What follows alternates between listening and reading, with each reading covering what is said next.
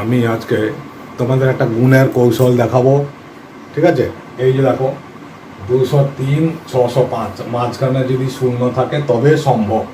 203 605 আবার 103 608 কি করে গুণ করবে?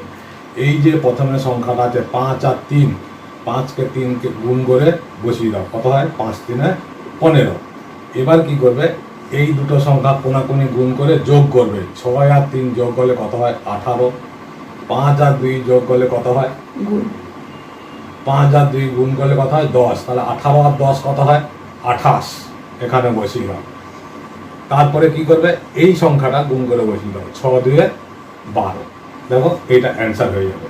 ঠিক একইভাবে দেখো, প্রথমে এটাকে গুণ করে বসাবে, 8 3 24। তারপরে এই কোনাকুনি গুণ করে যোগ করবো, 6 3 18, 8 1 8। তাহলে 18 8 কত হয়? 8 8 16 মানে 26। 18 8 26।